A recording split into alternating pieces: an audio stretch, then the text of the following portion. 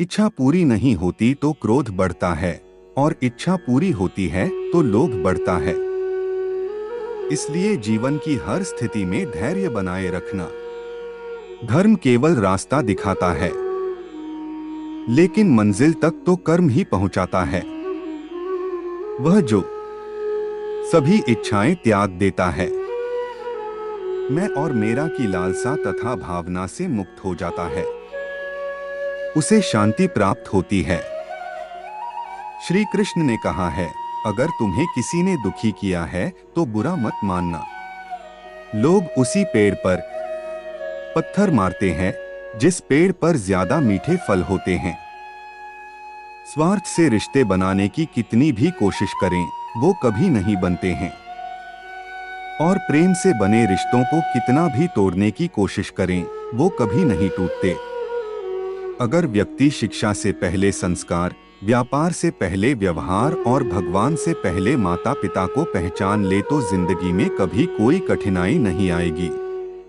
जिस मनुष्य ने जवानी में बहुत पाप किए हैं, उसे बुढ़ापे में नींद नहीं आती। श्री कृष्ण कहते हैं कि मनुष्य को अपने मन को बार बार समझाना चाहिए कि ईश्वर के सिवा उसका कोई नहीं है। परिवर्तन इस संसार का नियम है। कल जो किसी और का था, आज वो तुम्हारा है एवं कल वो किसी और का होगा। विषयों का चिंतन करने से विषयों की आसक्ति होती है, आसक्ति से इच्छा उत्पन्न होती है और इच्छा से क्रोध होता है, क्रोध से सम्मोहन और अविवेक उत्पन्न होता है। जो कुछ हुआ अच्छे के लिए हुआ, जो हो रहा है अच्छे के लिए हो रहा है, जो होगा वह भी अच्छे के लिए ही होगा। मेरे लिए न कोई घृणित है और न ही कोई प्रिय, न कोई निर्धन है और न ही कोई धनी, बस जो भक्ति भाव के साथ मुझे याद करते हैं मैं उनका हूँ और वो मेरे। आप वही हैं जिसमें आप विश्वास करते हैं। आप वह बन जाते हैं जो आप मानते हैं कि आप बन सकते हैं। अगर तुम अपना कल्याण करना चाहते हो तो सभी तरह के उपदेशों, सभी धर्मों को छोड़कर मेरी शरण में आ जाओ, मैं तुम्हें मुक्ति प्रदान करूंगा। जिस इंसान के चारों तरफ नकारात्मक लोग रहते हैं, उस इंसान का मंजिल से भटक जाना तय है। जिंदगी में सब कुछ खत्म होना जैसा कुछ भी नहीं होता, हमेशा एक नई शुरुआत हमारा इंतजार कर रही होती है। इंद्रियों के अधीन होने से मनुष्य के जीवन में विकार और परेशानियां आती है। सुख दुख का आना जाना सर्दी गर्मी के आने जाने के जैसा ही है, इसलिए इन्हें सहन करना सीखना ही उचित है। निर्बलता अवश्य ईश्वर देता है, परंतु मर्यादा मनुष्य का मन खुद निर्माण करता है। जीवन में वाणी को संयम में रखना अनिवार्य है, क्योंकि वाणी से दिए हुए घाव कभी भरे नहीं जा सकते। मनुष्य उसके लिए शोक करता है जो शोक करने के योग्य नहीं है, और फिर भी ज्ञान की बातें करते हो। बुद्धिमान व्यक्ति ना जीवित और ना ही मृत व्यक्ति के लिए शोक करते हैं।